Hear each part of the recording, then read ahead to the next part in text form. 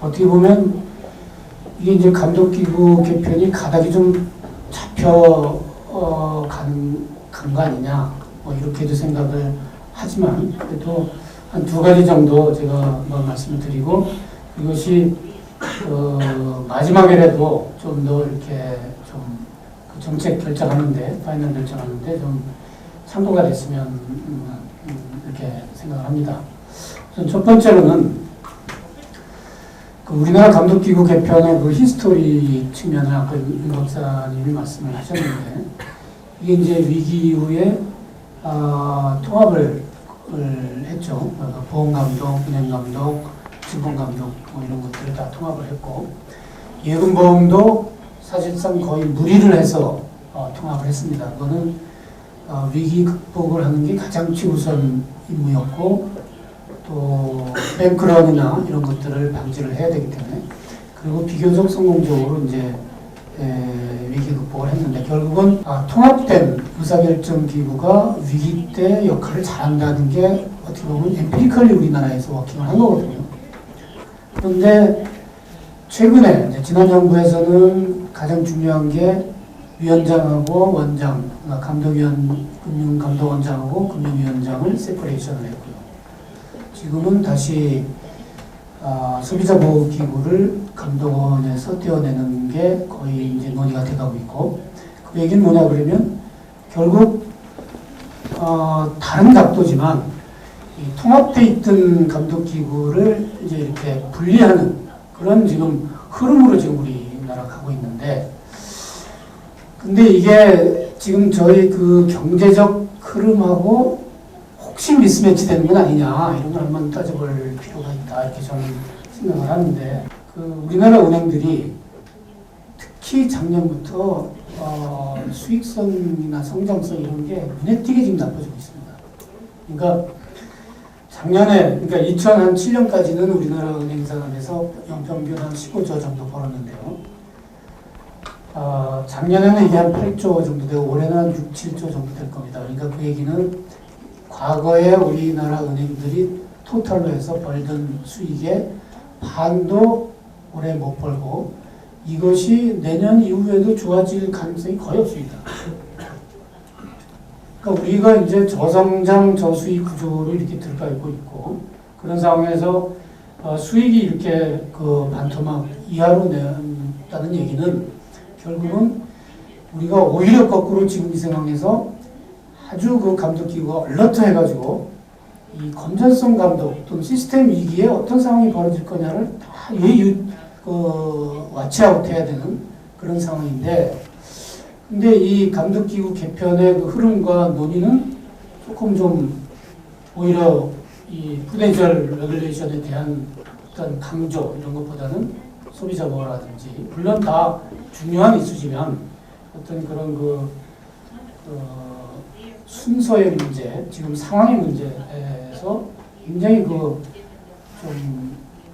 되돌아봐야 되는 거 아니냐. 그러다가 예를 들면 지금 우리나라 뭐 마이크로하게 들여다보면 가계부채 문제도 있고, 또 예를 들어서 뭐 글로벌 엑시 플랜이 됐을 때 어떤 상황이 벌어지면, 그러면 그때 가서 다시 또 그런 감독기구를 합칠 거냐, 뭐 이런 이슈, 그런 것들을 좀 더 생각을 좀 두고, 그리고선 문제를 접근해야 되겠다 하는 부분이 좀 말씀드릴 수가 있고요. 또 하나는 아까 여러분들도 말씀하셨지만 감독의 중복하고 감독의 사각지대 문제입니다. 이제 이거 나눴을 때 이게 이 현장에서는 그냥 우리가 컨셉추얼리 생각하는 것보다 대단히 큽니다. 이게 예를 들면 제가 또 이것도 예를 한번 들어보겠습니다. 감독기구들이 여러 각도에서 한 금융기관을 들여다본다 하는 게 책임이 어딘가에 모호해지는 이런 이제 상황이 벌어지는데, 이 각각의 감독기구는 아주 최선을 다해서 감독을 했고 어떤 목표를 다 이뤘는데 결과적으로 봤더니 금융기관이 잘못했다. 이런 경우가 얼마든지 나올 수 있는 거고요. 우리가 예를 한번 들어보겠습니다. 우리나라 이제 우리은행, 제가 우리은행에 근무를 했는데 우리은행은 당연히 감독원에서 감독을 하고요. 예보에서 주주로서 또 주주권 행사를 위해서 감독을 합니다. 감사원이 정부 출자 기관이라 그래서 감사원이 감사를 합니다. 그래서 여러 각도에서 들여다보고 있는데 결과가 어땠습니까? 글로벌 위기 때 다른 어떤 은행도 투자하지 않았던 CDO, CDS 투자해서 1조 1천이 그냥 날아가고 지금도 은행 경쟁력 측면에서 보면 가장 좀 낮은 그런 상황이 벌어지고 있습니다. 그러니까 그 여러 기관에서 막 감독을 하면 그게 굉장히 여러 각도에서 보니까 잘 될 것 같지만 아무도 책임지지 않는 상황이 또 벌어지고 그러다 보니까 또 그 문제도 있고 여러 기관이 감독을 하니까 그 회사의 경영진들은 감독받는데 전부 신경을 쓰고 뭐 전략을 짠다든지 뭐 이런 거를 자꾸 등한시하다 보니까 경쟁력이 떨어지고 경쟁력이 떨어져서 뭐 여러 가지 또 금융기관의 이슈가 문제가 생기면 그러면 그게 우리가 15년 전에 외환위기 때 봤듯이 결국 다 국민들의 부담으로 가고 부담이라는 건 결국 국민인 동시에 소비자거든요. 그런 이슈들. 그래서 어떤 중국과 사각지대 문제를 우리가 절대로 등한시하면 안 된다고 굉장히 큰 문제다라는 걸 말씀드렸고 아까 우리 박찬민 교수님 지금 안 계시지만 미국에서 여러 감독기구가 있는데 그거는 미국에는 감독기구가 많이 있습니다. 페드도 하고 있고 OCC도 하고 있고 뭐 FDIC도 하고 있고 주정부도 하고 있고 그거는 내셔널 뱅크는 OCC가 감독을 하고 또 스테이트 뱅크는 뭐 주정부가 하는데 한 기관에 두 개의 복수의 금융기관이 감독하지 않습니다. 그러니까 어떤 금융기관이든지 하나의 그 감독기관이 가서 감독을 하고 그 대신에 이렇게 자꾸 한 군데서만 하면은 뭔가 어떤 뭐 여러 가지 클루전이라든지 이런 문제가 생길 수 있지 않겠나 해가지고 돌아가면서 3년을 뭐 조그만 은행에 대해서 3년을 FDIC가 했으면 그 다음 3년은 주정부가 합니다. 이렇게는 하죠. 그렇지만 동시에 어디가 주 책임인지 모르게 동시에 어떤 한 금융기관에 대해서 감독을 한다. 이거는 굉장히 여러 가지 코스트가 크다. 이런 측면을 말씀을 드리고 소비자 보호 이슈를 뭐 간단히 말씀을 드리고 가면 결국은 이거는 이제 우리가 어떻게 이 문제를 우리가 어떻게 보면 유사한 문제가 지금 자꾸 리피트되고 있기 때문에 감독기구 개편으로도 접근을 하고 뭐 여러 가지 지금 아이디어를 가지고 이렇게 하고는 있는데 결국은 이 문제가 우리 그 금융기관 또는 소비자들한테 아직도 우리나라에 어떤 모랄 해저드가 있는 거 아니냐. 우리가 한번 그 기억을 좀 되짚어보면 우리 한 10년 전 또 15년 전에 주식이 떨어지면 투자자들이 증권회사에 가서 그 전단지나 무슨 이런 그 종이를 창밖으로 집어 던지고 뭐 이렇게 난동을 부리고 다들 그거를 그냥 그리려니 하고 쳐다보고 그랬습니다. 그러니까 그건 뭐냐 그러면 아직도 모든 그 금융행위가 자기 책임하에 한다는 것에 관한 우리가 레슨과 교육이 없었기 때문에 그런 현상이 있었고 또 그거를 어떻게 보면 뭐 그냥 그렇게 들여다봤는데 어느 순간 그게 없어졌어요. 우리가 레슨을 받은 겁니다. 이거 자기 투자 자기의 책임하에 투자는 자기 책임이다 라는 게 어느 순간 증권 투자에서는 됐습니다. 그러니까 그런 부분 또는 금융회사도 마찬가지로 불안전 판매를 하면 그 판매한 기관과 개인이 어떤 뭐 개인적 손배소를 한다든지 해서 이렇게 한다. 자기 행위에 자기가 책임진다는 걸 소비자나 또 판매자 모두가 자꾸 갖도록 할 때 이 문제가 궁극적으로 해결되는 거 아니겠느냐 이렇게 생각을 하면서 코멘트 마쳤습니다. So I think on consumer protection, as we heard from Adrian Daly, one of the big advantages of the ombudsman system in the UK is that it has binding powers and it can render judgments that would replace unnecessary court judgments. It would actually relieve the courts from many small and tedious litigations. But I think we need to be conscious that if we do establish a consumer protection agency, we need to make sure that that agency has that power. And if we're limiting the power to render judgments only up to 5 million won, which is less than $5,000, then it's like a toothless tiger. It wouldn't do good service to the consumer, and it wouldn't really be worthwhile, the whole exercise. Then second, on consumer protection, I from an industry point of view, I feel that there's not enough being talked about what consumer protection is really about. In our compliance methodology, consumer protection is primarily about creating transparency so that customers can make informed choices. And it shouldn't be so much about any kind of political influence on reducing the price of financial services to the consumer. And I feel that in the last 18 months, maybe because of the politicization of the debate, too much pressure has been put on Korean banks in particular on reducing the price of financial services. And that's not really what consumer protection is all about. It's all about creating transparency, making the product offering very clear so that customers can compare and then make an informed choice. We shouldn't treat the customer as a baby that doesn't know how to choose. We should make sure that the consumer can make good choices. And on the supervisory structure, I think I agree with everything that Professor Yoon had said before, and I agree with what Mr. Kwan Buwanjanim has said before, that the structure that we currently have is somewhat inefficient.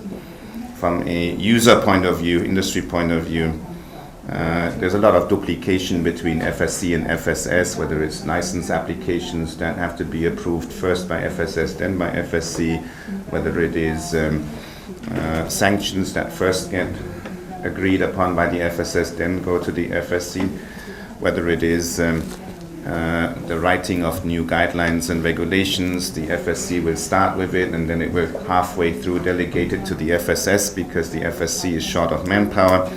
So it's just very inefficient, and I do think that the former structure served us better, where the policy-making authority stays with the Ministry of Finance, and where we have one combined integrated supervisor that is independent from government policy.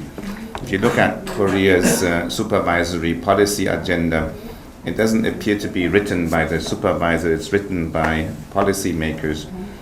The first goal is to lend more to SME. The second goal is to lend more to low-income, low-credit household, and only the third priority goal is about consumer protection.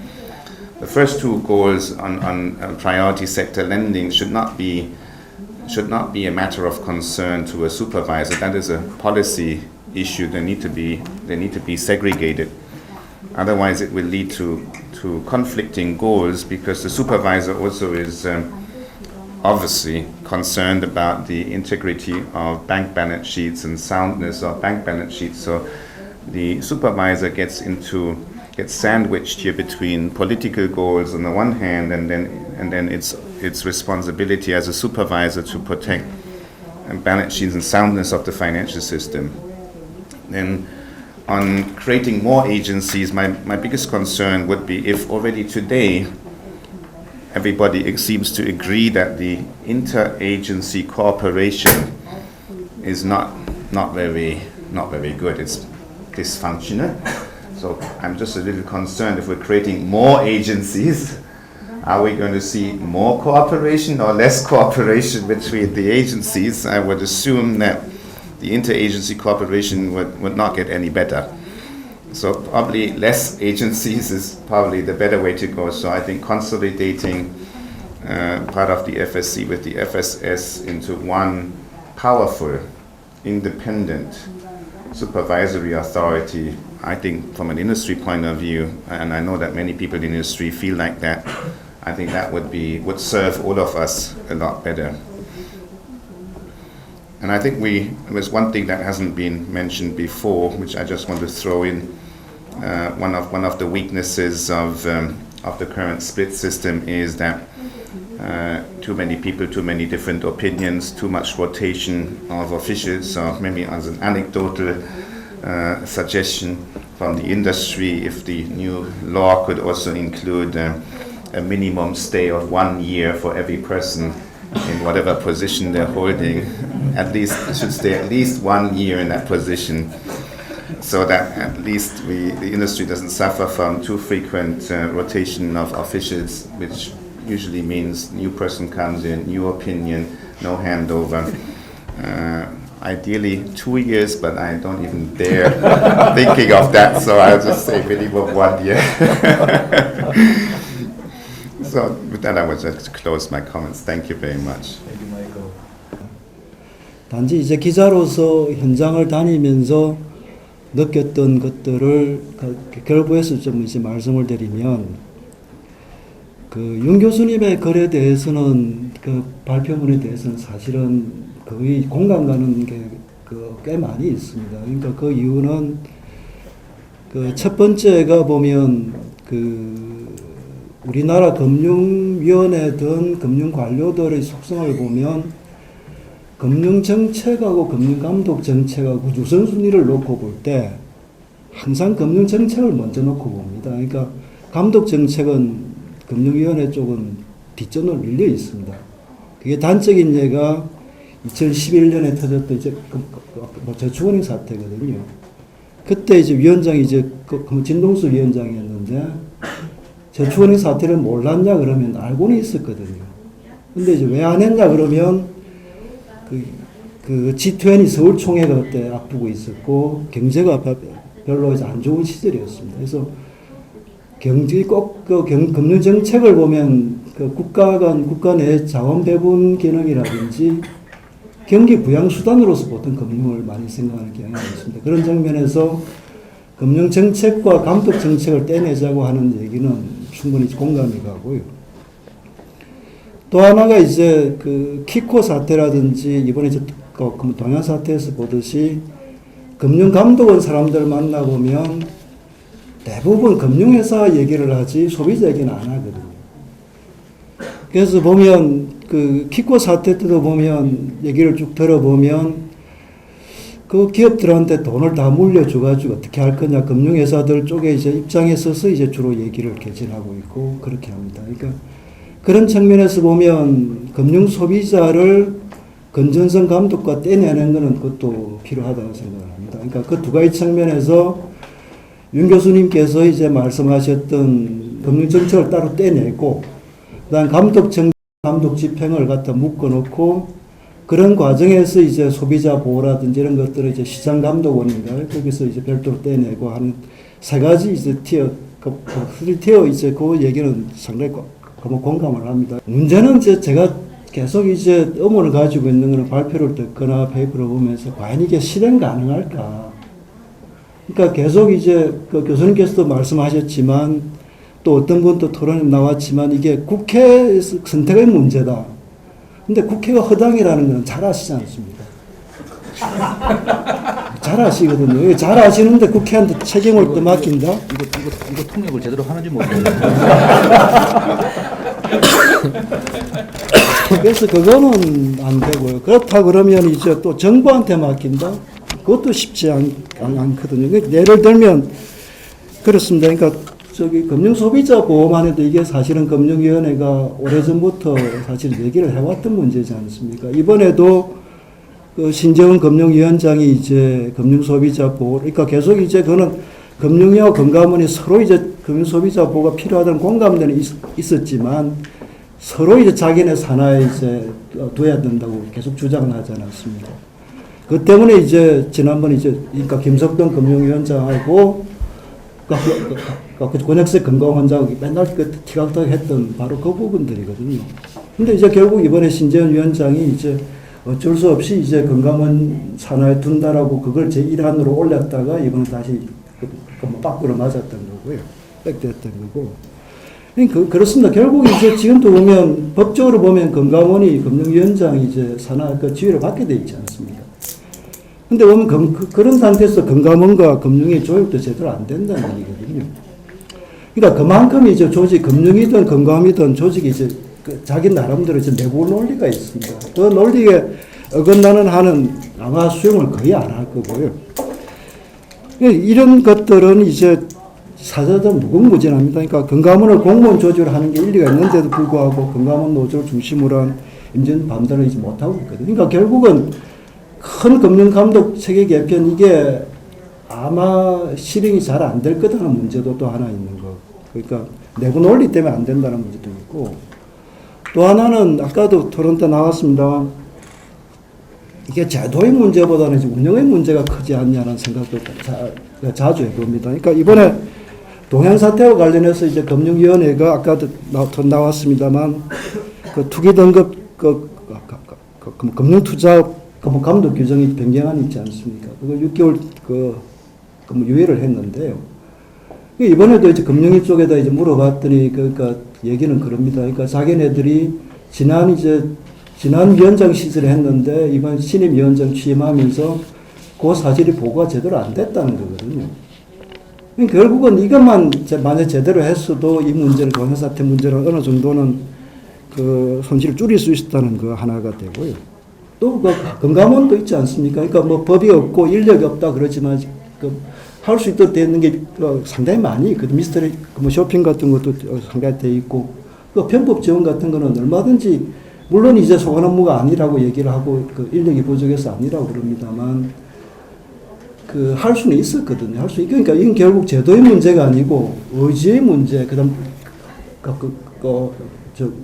능력의 문제가 아닌가라는 생각을 합니다. 그래서 저는 그래서 이 큰 걸 바꾸고 하는 것들은 물론 의미는 있고 큰 그림을 그리는 건 좋은데 문제는 이걸 어떻게 할 거냐.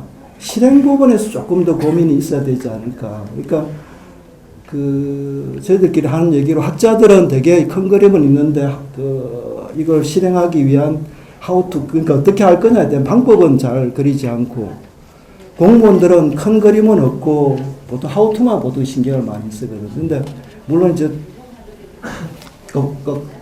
오해는 마시기 바랍니다. 그러니까 기자들이 이제 둘 다 없습니다. 둘 다 큰 그림도 없고 하우투도 없는데 옆에 지켜보니까 이게 하실 때 보면 조금 더 이제 어떻게 달성할까라는 프로시저 있지 않습니까? 그거 하우투라든지 순서를 어떻게 잡을 거냐 그런 고민들을 조금 더 해주셨으면 좋겠다는 식의 생각이 하나 들고요. 또 하나가 금융소비자 보호 저는 이게 만약에 진짜 그러니까 금감원에서 떼내갖고 별도로 한다는 것 자체가 저는 큰 진전이라고 생각을 합니다. 단지 이제 그동안 이게 한 몇 년째 지금 티격태격 했던 문제거든요. 그러니까 금융소비자 보호를 때 금감원에서 떼내고 하는 것들은 굉장히 좋고 다만 이제 그러니까 그걸 어떻게 이제 할 거냐 하는 문제는 이제 굉장히 좋은데 그래서 그런 식으로 조금씩 고쳐나가는 쪽으로 만약 그 프로세스가 없다면 조금씩 고쳐나가는 쪽만 해도 상당히 큰 진전이 올 거다. 그리고 만약 조금 더 덧붙인다면 금융소비자 보호 이걸 금융위라든지 이런 데 둘 게 아니라 오히려 총리실로 두면 어떨까라는 그 고민도 한번 해봤고요. 그리고 소비자 보호 문제를 다룰 때 조직 문제도 있지만 결국은 이게 어떻게 피해 구제를 어떻게 신속하고 빨리 할 수 있겠냐는 그게 초점 맞춰야 되는데 사업 분쟁을 얼마나 빨리 할 수 있고 그게 초점 맞춰야 될 것 같고 사전적 규제도 중요하지만 그것보다는 그렇다 그러면 오히려 변호사를 갖다가 좀 값싸게 쓸 수 있는 그런 방안들 그런 것들에 대한 고민이 조금 더 있으면 그러니까 이런 식으로 하나씩 바꿔 나가는 게 오히려 낫지 않겠냐 생각을 해봅니다. 예, 감사합니다. 네, 알겠습니다. 사실 윤 교수님 말씀하신 내용 대부분에 대해서 공감하기 때문에 특별히 반대할 내용은 별로 없고 추가할 내용이 몇 가지가 있습니다. 특별히 그 금융산업정책 그리고 금융감독은 분리돼야 된다. 이런 원칙에 대해서는 예전부터 공감을 하고 있었고요. 이 문제와 관련해서 좀 더 집중적으로 좀 숙고할 부분이 하나 있다고 생각합니다. 그 다름이 아니고 특히 한국 시장에서 한국 금융 환경에서 대단히 중요한 기업 구조조정 문제입니다. 사실 그 어느 나라 어느 정부도 정부가 그 기업 구조조정에 직접 또는 간접적으로 개입을 하고 있습니다. 영미식 자본주의 체제의 종주국이라고 할 수 있는 미국, 영국 정부조차도 2008년 위기가 닥쳤을 때는 금융회사 또는 그 일반 기업의 구조조정을 위해서 정부가 직접적으로 나서서 칼을 휘두르는 그런 모습을 보였습니다. 그런데 한국은 좀 더 역사적으로 정부 주도형 발전 전략, 성장 전략을 채택해왔기 때문에 좀 더 적극적으로 개입하지 않을 수 없는 그런 환경입니다. 그래서 만약에 이 기업 구조조정 그리고 금융회사의 건전성 감독, 소비자 보호 이 세 마리 토끼를 동시에 쫓다가 보면 그러니까 수많은 딜레마, 트릴레마 이런 것들이 발생할 것 같습니다. 아까 박창현 교수님 동양 사태 말씀을 하셨는데요. 이 동양 사태가 터졌을 때 만약에 금융감독원의 기업 구조조정 그리고 금융회사 건전성 감독, 소비자 보호를 동시에 요구한다면 이게 사실은 여러 가지 모순되는 논리가 발생할 수 있을 것 같습니다. 어떻게 보면 기업 구조조정이라는 것은 아주 고도의 정책적인 판단 또는 정치적인 결단이 필요한 그런 문제이기 때문에 사실은 금감원에서 이런 최종적인 판단, 개입을 할 수 있는 것이 아니라 오히려 금융위에서 해야 되고 또 나아가서는 금융위 선을 넘어서 기획재정부나 아니면 정권 차원에서 결정을 해야 될 그런 문제에 대해서 그냥 금감원에 그러니까 모든 책임을 묻는다. 이런 거는 좀 문제가 있고요. 그래서 이 금융감독 체계 개편안에서 특히 한국적인 상황에서 기업 구조조정 문제는 어떤 기구가 어떤 메커니즘으로 해야 되는지에 대해서 좀 더 명확한 정리가 필요할 것 같습니다. 그리고 두 번째 말씀드리고 싶은 것은 윤 교수님 말씀하신 내용 중에 금융안정협의회라는 게 있는데요. 저는 아까 김영호 선배는 이 정도 개편안도 실현 가능할까 했지만 저는 좀 더 약간 엉뚱하지만 한 걸음 더 나가고 싶습니다. 이 협의회라는 것은 사실 여러 기구, 조직의 내부적인 협의체일 뿐이고 외부적인 감시기구는 아닙니다. 물론 그 외부위원도 6분을 초치한다고 돼 있긴 하지만 과연 그 사람들이 아주 독립적이고 장기적이고 그런 안목으로 봐줄 수 있는지 거기에 대해서는 조금 의문이고요. 그 다음에 그 여러 기구의 수장들의 예컨대 학자 그룹에서 6분을 그분들이 추천한 사람들이 그 국회 또는 그분들이 추천하는 사람들이 끼어 있을 때 과연 그 사람들이 외부 인사라고 할 수 있을지 물론 여러 가지 테크니컬한 면에서 임기를 그 정부 교체하고 엇갈리게 한다든가 여러 가지 수단을 쓸 수는 있겠지만 근본적인 그런 한계가 있을 것 같습니다. 그래서 제가 브라운 대학의 로스 레바인이라는 교수가 제안을 했듯이 순전히 외부 감시기구 센티너 커미트라고 하는데요. 이를테면 보초병처럼 그 상시적으로 감독 체계를 감시하는, 그러니까 감독하는 행위 체계 전반을 아주 넓게 보고 멀리 보고 이렇게 감시하는 그런 추가적인 기구가 필요하지 않나, 그런 생각을 계속하고 있습니다. 지금 사실 금융위, 금감원, 한은, 예보 이런 여러 가지 그 감독 기구들이 있는데 이런 것들을 포괄하는 그런 거버넌스 시스템은 아닌 것 같습니다. 그래서 물론 이런 기구들을 대통령, 그다음에 부총리, 감사원, 국회, 언론, 학자 여러 군데서 감시하고 코멘트하고 하긴 하지만 이런 것들을 체계적으로 일관되게 그리고 장기적인 관점에서 평가하고 코멘트하는 시스템은 없는 것 같습니다. 그래서 이런저런 코멘트가 나오기는 하지만 이게 중구난방이고 단기적이고 또 흔히 포퓰리즘에 휘말릴 수가 있습니다. 그래서 제가 제안하는 것은 그야말로 철저히 독립적이란 말은 정치적인 이끌림에 휘둘리지 않고 그다음에 시장이나 산업으로부터의 독립성도 지키고 또한 이것이 중요한데요. 엄청나게 전문적인 식견을 가진 사람들이 모인 그런 위원회 같은 게 필요할 것 같습니다. 그래서 지금 제안하신 협의기구라는 것은 본질적으로 내부적으로 협의하는 것이기 때문에 독립적인 외부 감시기구가 필요한 것 같고 그것을 한번 신중하게 검토해 보시는 게 어떤지 그렇게 생각을 했습니다. 그런 위원회는 충분한 권위 그리고 신뢰 그리고 조직 예산 그리고 전문성을 갖춘 그런 사람들이 모여서 얼마든지 소비의 성과를 비용에 대비한 성과를 낼 수 있다고 생각하고요. 이 임기는 그러니까 너무 구체적으로 들어갑니다만 임기는 최대한 길게 하고 정부 교체하고 엇갈리게 해서 어떤 하나의 정부의 정책에 지나친 영향을 받지 않는 그런 형태로 하는 것이 포인트일 것 같습니다.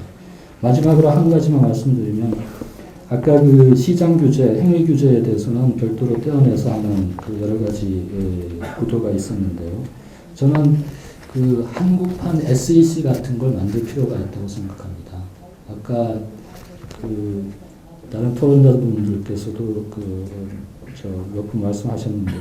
이게 지금 우리나라 시가총액이 1,200조 원, 1,300조 원 정도 하는데 앞으로 또 파생 상품 분야에 대해서 엄청나게 새로운 혁신적인 상품들이 쏟아져 나올 것이고 채권 시장도 점점 커질 것이고 그렇기 때문에 이 자본 시장 분야에 대해서 질서를 유지하고 소비자를 보호하고 하는 그런 전문적인 기구가 필요할 것 같습니다. 그래서 이런 것들을 다 뭉뚱그려서 그냥 소비자 보호기구 또는 시장 감독기구라고 하는 것은 좀 너무 전문성이 떨어지지 않는 그런 체제가 아닌가 그렇게 생각합니다. 감사합니다. 네, 감사합니다. 소비자 보호와 건전성 감독을 분리하는 이슈 그리고 산업 정책과 감독 정책을 분리하는 이슈 이 두 개에 대해서 저는 찬성하는 입장입니다. 먼저 소비자 보호와 건전성 감독 분리 부분을 말씀을 드리면 제가 이 금융감독체계 개편 TF에 있었습니다. 그래서 그 TF에서는 처음에 이제 저희가 생각했던 것은 소비자 보호와 건전성 감독을 이렇게 두 개 기관으로 분리하지 말고 지금의 소보처가 아니고 대등한 형태의 조직으로 내부에 한 2년 정도는 테스트 피어리어드를 좀 갖고 그래서 단독 책임을 갖는 2명의 부원장과 최종 책임을 갖는 원장 체계로 한 2명 한 2년 정도 테스트 피어리어드를 갖고 가는 게 좋지 않겠느냐. 그거는 이제 그 테스크포스에서 이 소보원의 업무를 분리하는 것을 반대하는 입장이었기 때문에 그런 건 아니었고요. 이 기관이라는 게 특히 우리나라에서 한번 딱 생겨버리면 이게 다시 번복 자체가 거의 불가능하기 때문에 그게 좋지 않겠느냐라고 생각을 했었습니다. 그런데 뭐 여러 가지 논의 끝에 이제 그 안이 아닌 또 다른 안이 제안이 됐고 그것도 이제 또 다시 여러 가지 이제 외부의 비판을 받게 되고 그랬었는데, 근데 지금 이제 저의 생각은 이제 조금 더 기관 분리 쪽으로 조금 더 가 있는 상태인데요. 그 원인은 첫 번째는 뭐 여러 가지 주변 여건이 이 소보원을 분리하는 쪽으로 방향이 상당히 잡힌 것 같습니다. 문제는 이제 어떻게 분리하느냐가 이슈인 것 같고요. 두 번째는 이제 그 사이에 동양 사태가 터져서 동양 사태를 보니까 이제 이 행동 경제학 또는 행동 재무학의 이제 가장 전형적인 이 사람들의 특성 중에 뭐가 있냐면, 똑같이 실수할 확률이 50%라고 해도 결정을 안 함으로써 발생할 수 있는 실수가 50% 확률이고, 결정을 함으로써 발생할 수 있는 실수가 50%면 대부분의 사람들은 결정을 안 하고 그냥 간다고 합니다. 결국 동양 사태, 저축은행 사태, 이게 결국에는 이제 건전성 감독과 소비자 보호 이슈가 막 믹스되면서 결국에는 사람들이 아무런 결정을 안 하고 가는 오류를 범한 거 아닌가. 그래서 누군가는 조금 더 프로액티브하게 결정을 할 수 있는 주체를 좀 만들어야 되는 거 아닌가. 물론 하나의 조직 안에 들어가 있어도 가능하겠지만, 아무래도 그런 경우에는 아까 박찬희 교수님 말씀하신 대로 그게 그냥 안에서 그냥 덮어질 가능성이 꽤 있는 것 같아요. 그래서 그런 맥락에서 보면 소비자보호원을 기관으로 분리하는 것이 나름대로 상당히 의미가 있지 않겠느냐 하는 쪽으로 조금 제 생각이 이제 옮겨진 상태입니다. 두 번째는 산업정책과 이제 감독정책인데요. 이 부분에 대해서도 약간 흐릿했던 부분이 뭐냐면, 여기 산업정책, 이 금융산업정책이 뭐고 금융감독정책이 뭐지, 산업정책과 감독정책이 굉장히 흐릿한 그레이 에리어가 있는 거 아닌가 이런 생각을 했었는데, 그 부분은 나름대로 제가 생각을 정리한 것은 산업정책과 금융정책으로 저희가 자꾸 이 이름을 붙이는데, 그러지 말고 규제와 관련된 모든 정책 그리고 비규제, 이렇게 나누는 것이 좀 더 클리어한 거 아닌가 생각합니다. 그래서 규제와 관련된 모든 사항은 사실은 감독기관에 권한을 주고, 규제와 관련되지 않은 부분들, 예를 들어서 인더스트리를 그야말로 프로모션 한다든지 이런 부분들에 한해서만, 그리고 물론 이제 정부 부처는 법령 제정권을 가져야 되겠죠.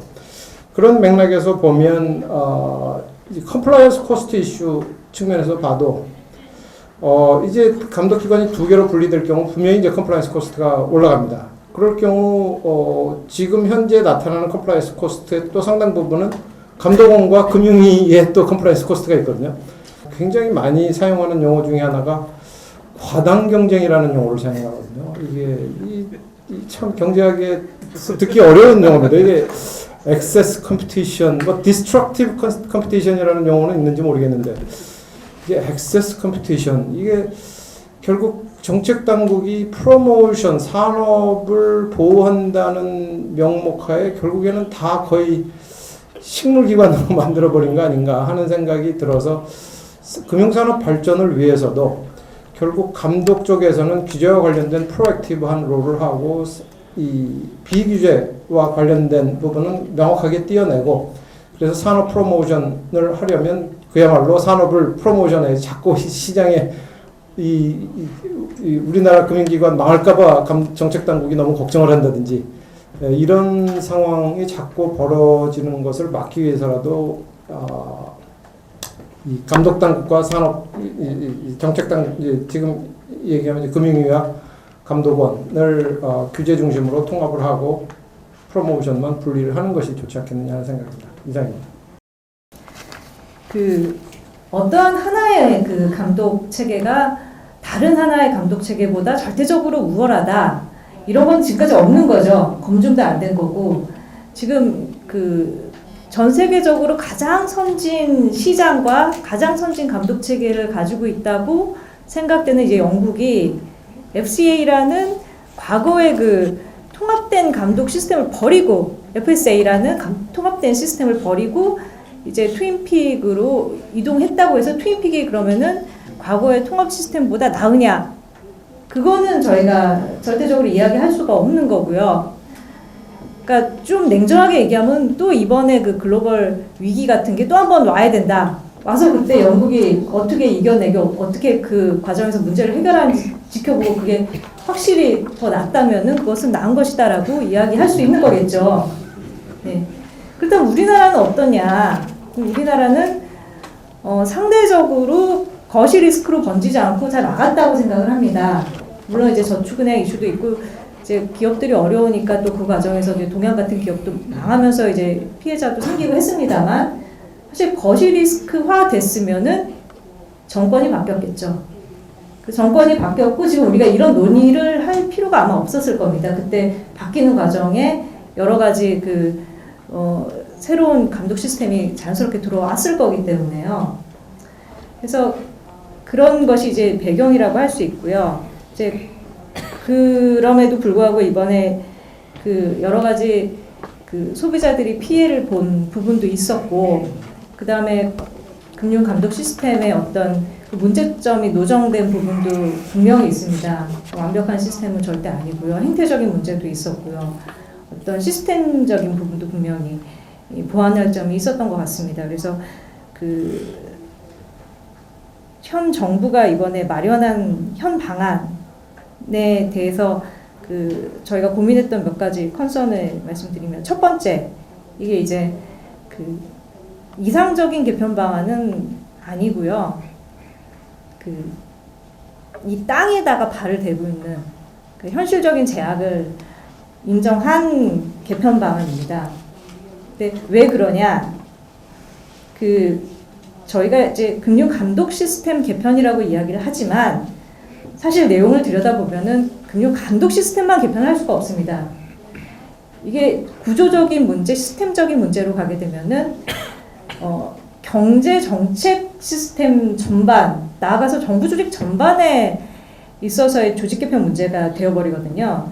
특히나 이제 거시, 미시 경제 정책, 그 다음에 국제금융 관련된 정책, 그 다음에 예산, 세무, 국고 다 띄워놓고 이야기를 할 수가 없습니다. 그래서 근데 이제 사실 저희가 여기까지 전선을 확대하기 현실적으로 어려운 부분이 있었기 때문에, 그렇다면 현 상황에서 가장 우리가 고쳐야 될 게 뭐냐, 가장 시급하게 퀵 큐어를 해야 될 부분이 뭐냐 하고 들여다봤더니 금융 소비자 보호 관련된 문제였습니다. 일단 이제 금융 소비자라는 말 자체가 정말 가장 적절한 용어인지는 분명히 이제 제론의 여지가 있습니다. 그 안에는 예금자도 있는 것이고요.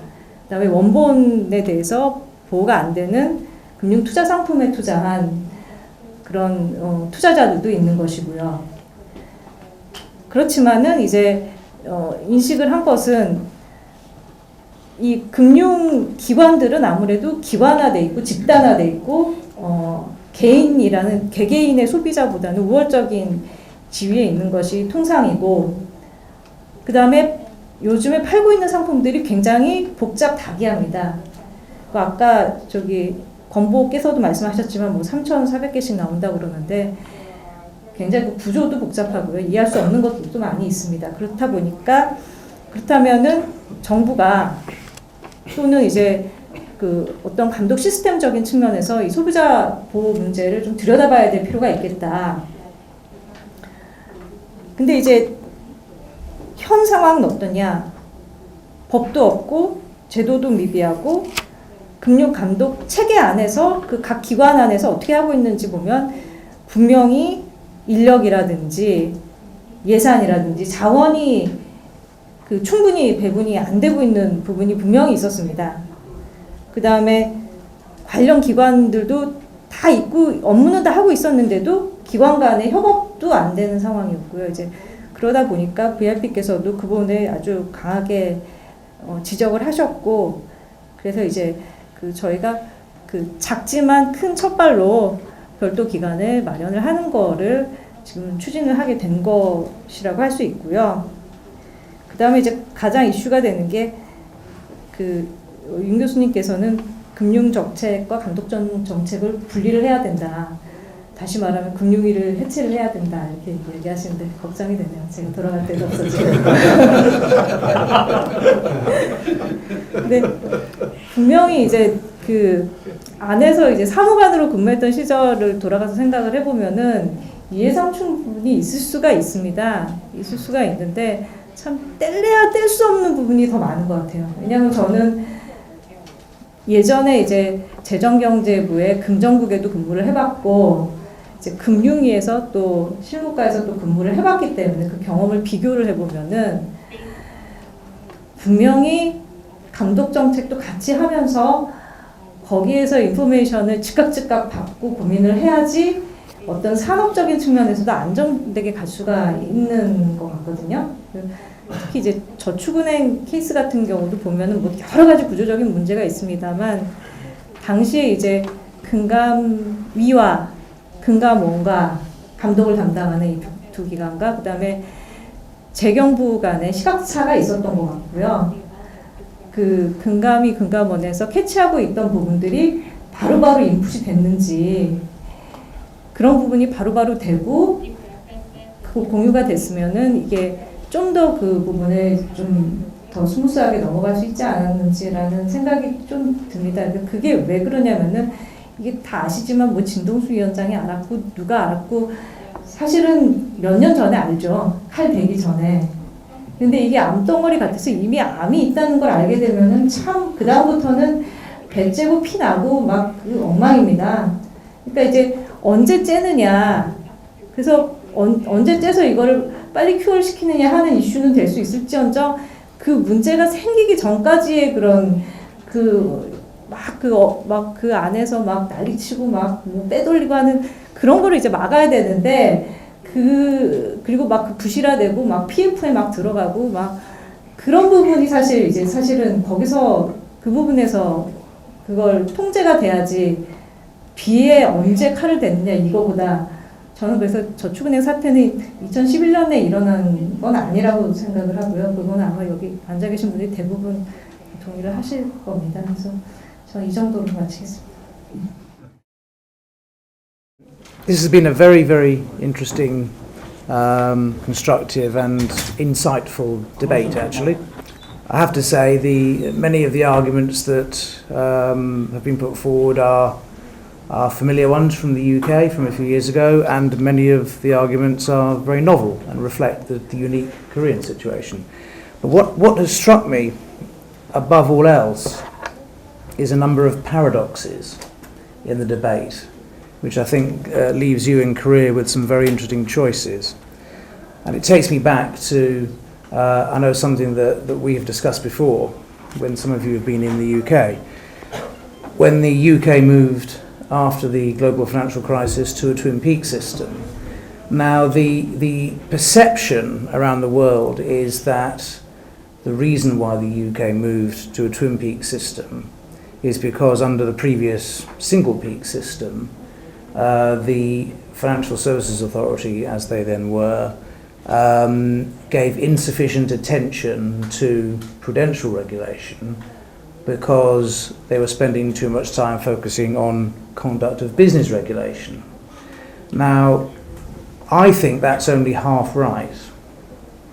And the paradox is that, yes, I think it's true, the FSA didn't give sufficient attention to prudential regulation, but I also think they didn't give enough attention to conduct of business regulation either, because that was the side of the regulatory fence that I was sitting on, and we had the opposite perception. So I think the truth was neither peak got sufficient attention.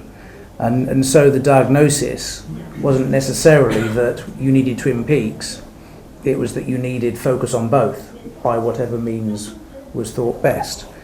And that brought me on to another series of paradoxes that have come up in this discussion, which very much reflect the same paradoxes in the UK.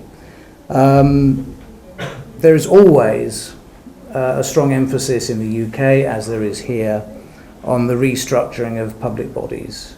I've been a government official for 25 years, serving under a variety of different governments of 3 different persuasions, including a coalition. And one characteristic unites all governments, all prime ministers, when they come to power in the UK, and that is that they must restructure the machinery of government. And for us humble civil servants who are impartial and are bound by our constitution to serve every government impartially, whoever they are, after 25 years you do find it quite entertaining because one government decides they absolutely must split up an organisation, and a few years later another one decides to re-merge them, and then the same thing happens, and ultimately what happens is that the same job gets done by different civil servants wearing different hats. You could say that cynically, but that said, there are some very good examples where restructuring of government has made a real impact. And as some of you know, some of you here know, before being a financial regulator, I was a food industry regulator, where in the UK we had a disaster 15 years ago on what was known as mad cow disease, and that reflected a previously very bad UK regulatory system in the food industry.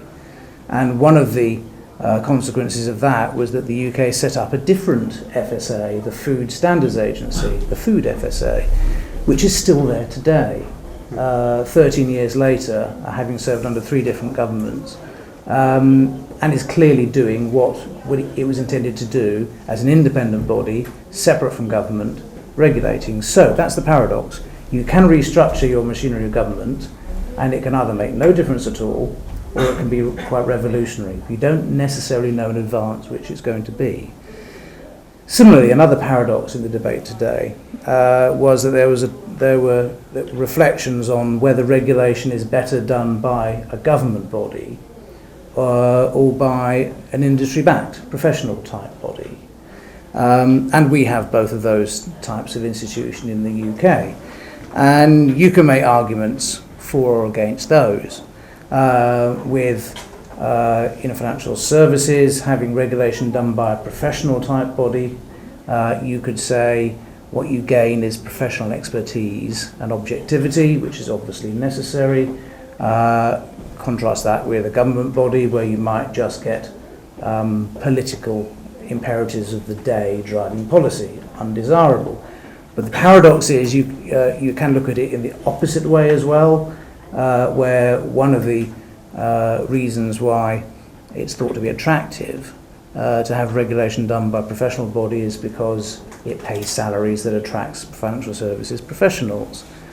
But you could say that actually what you want to do is attract regulators that are motivated by the public interest, not by the salary.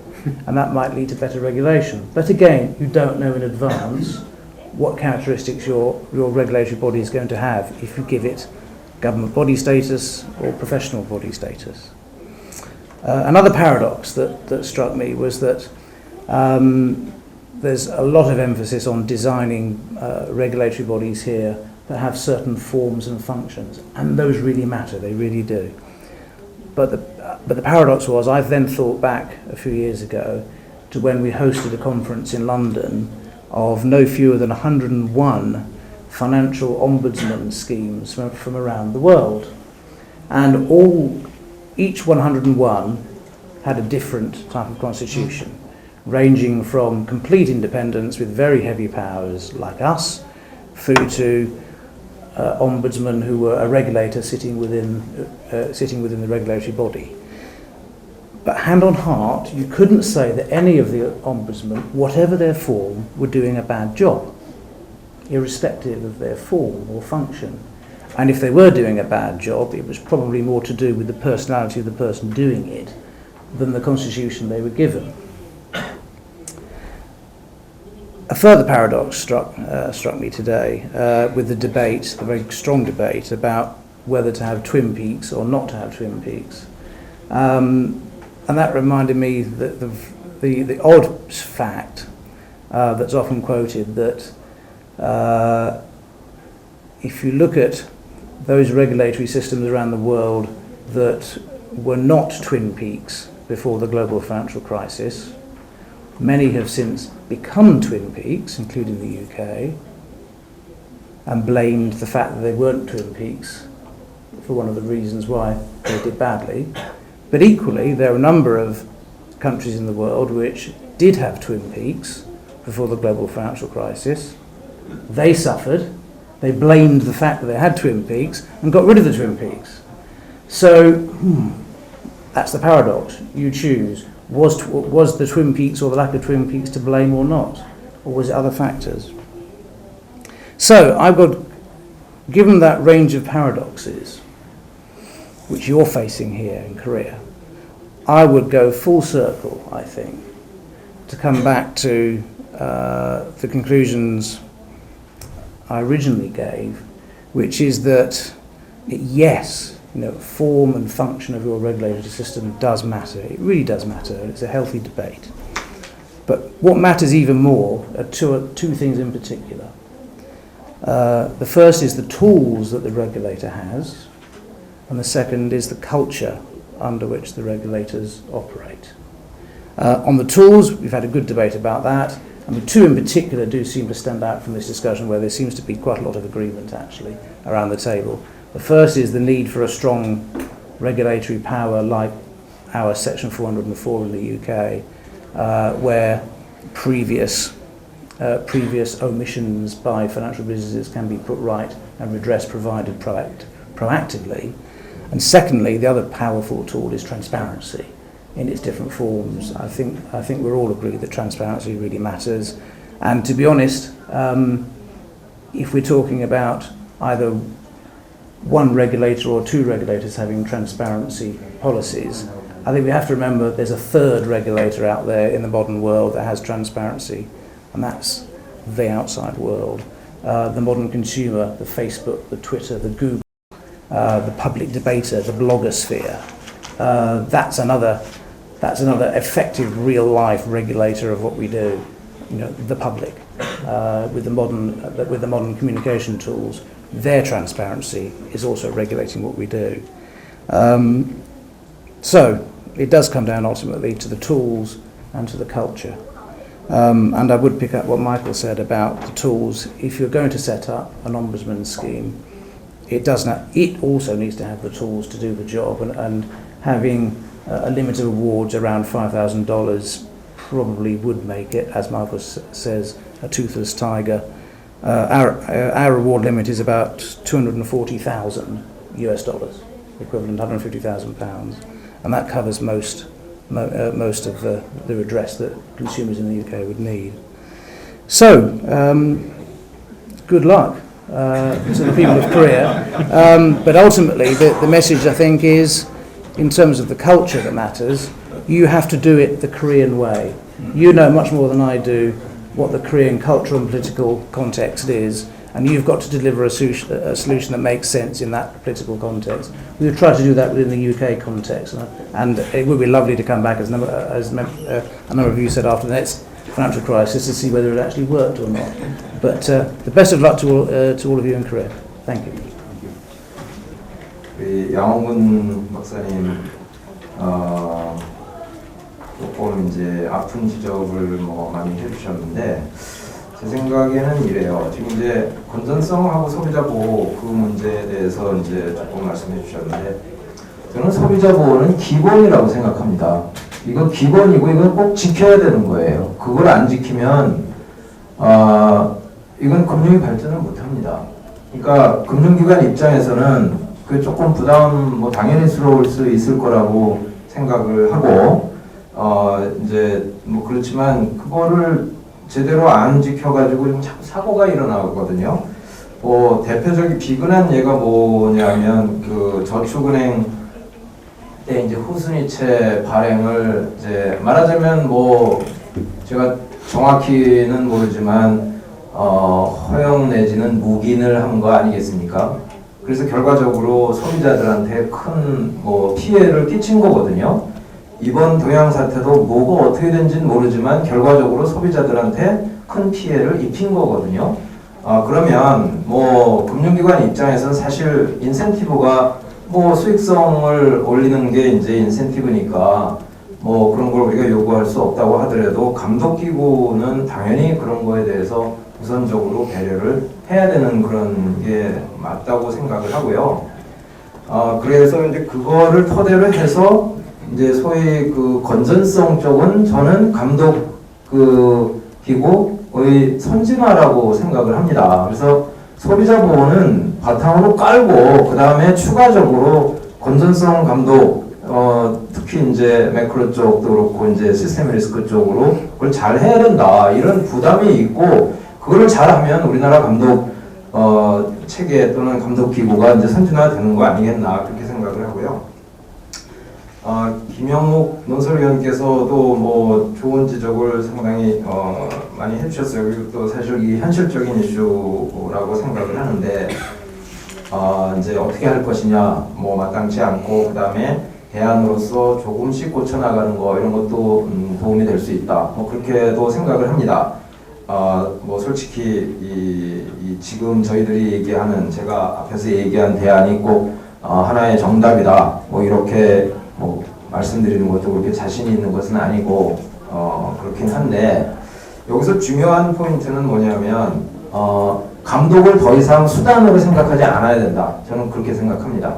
이게 뭐 천천히 가든 또는 과격한 방법으로 고치면서 가든 어쨌든 여태까지는 감독이라는 걸 정부가 아까 우리 김 과장님도 그런 멘트를 조금 하셨는데 정부가 추진하고 있는 어떤 정책을 도와주는 수단으로 생각을 해왔어요. 근데 그러다 보니까 모든 피해가 국민들한테 그냥 가는 거예요. 그리고 그게 이렇게 잘 드러나지 않습니다. 뭐 때문에 국민들이 그런 피해를 당하는지, 뭐 때문에 저축은행 그 후순위책 구입한 사람들이 그 곤욕을 치러야 되는지, 동양사태에 그분들이 왜 그런 피해를 받아야 되는지 사실 뭐 반쯤 알고 반쯤 모르는 상황에서 그런 일이 자꾸 반복이 되거든요.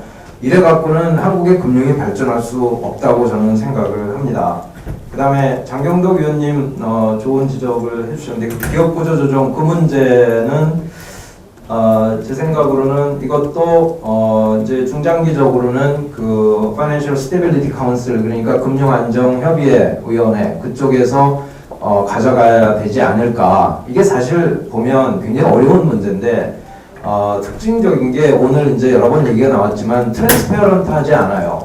트랜스페어런트하지 않으니까 언론은 언론대로 불만이고 또 국민들은 국민대로 불만이고 그러다가 또 뭐 피해를 보는 경우도 생기고 뭐 이렇게 되는 거거든요. 그러니까 이 아까 이제 그 금융안정협의회의 그 포인트는 뭐냐면 이걸 법으로 기구를 만들자, 그 협의체를 법으로 만들자라는데 사실 방점이 찍혀 있는데 그렇게 해서 이제 의사결정을 조금 투명하게 하고 이게 쉬운 일이 아닐 거라는 건 잘 알지만 저는 당연히 이게 방향이 그쪽이 맞다고 생각을 합니다. 그리고 이제 제안해 주신 센티널 그 독립적인 감시기구 이거는 저희도 사실은 이제 이 연구를 하면서 그 얘기를 상당히 많이 한 적이 있었는데 결국은 이제 그 감시자는 누가 감시할 것이냐 그 이슈 때문에 나중에는 사실은 접었습니다. 그래서 뭐 충분히 더 생각해 볼 수 있다고 보는데 이제 한 가지 아까 안을 제가 좀 디펜드를 하는 입장에서 말씀을 드리면 이게 이제 금융안정위원회라는 게 거기 장관급이 5명 있고 그 다음에 대통령이 임명한 사람이 6명이 들어가는 이 국가의 경제 문제를 다루는 그것도 이제 특히 감독 쪽에서는 최고 의사결정 기구거든요. 근데 거기서 그걸 제대로 못한다. 그리고 그 사람들이 도덕적 해이에 휩쓸려서 뭐 제대로 판단을 못한다. 그러면 정말 한국은 이제 갈 데가 없는 것이다. 이제 그런 얘기들도 저희끼리는 했습니다. 그리고 신성환 교수님 행동제모에 결국은 뭔가를 하는 것이 안 하는 것보다 좀 더 설득력이 있지 않느냐? 그거는 뭐 저는 아주 100번 옳은 말씀이다 이렇게 말씀드리고요. 마지막에 이제 김현준 과장님 말씀하신 부분. 돌아갈 데가 없다고 해서 대단히 죄송한데 뭐 사실 그렇게만 꼭 생각하실 건 아니고 그냥 제가 공색해서 좀 말씀을 드리면 뭐 기재부로 충분히 가실 수 있다고 보고 이게 세종시로 내려가시는 문제가 조금 있긴 한데. 그다음에 뭐 이제 당연히 금감원 쪽에 이 뭐 원하시는 분들은 갈 수 있게 그렇게 당연히 해드려야 된다고 생각을 하고요. 그다음에 이제 감독 정보가 산업 정책 하는데 굉장히 유용한 정보가 이제 된다. 뭐 당연히 그러시겠죠. 그렇지만 이거는 앞에서도 계속 얘기가 나왔지만 감독이라는 걸 독립적으로 끌고 가지 않으면 그게 사실 선진국들이 그렇게 하거든요. 저희는 사실 그동안에 좀 나쁘게 얘기하면 행정 편의주의가 좀 많아서 이런 거를 그냥 이렇게 대충 조금 뭉개는 과정에서 사실은 소비자 피해가 계속 일어나고 있다. 저는 이 문제를 이렇게 보고 있거든요. 그래서 이거를 이제 좀 우리가 금융을 선진화시켜 간다라는 그런 차원에서 이제 뭐 정보 소통 그거는 또 다른 방법으로 잘 하면 되니까 책임의 문제를 분명하게 선을 그을 필요가 있다. 그렇게 생각을 합니다. 어쨌거나 저희가 오늘 이제 뭐 좋은 말씀들 많이 나왔는데 저희 좀 이 감독 체계가 좀 선진화돼서 저희도 좀 영국처럼 좀 금융이 선진화되는 쪽으로 갔으면 대단히 좋겠습니다. 감사합니다. 네, 감사하고요.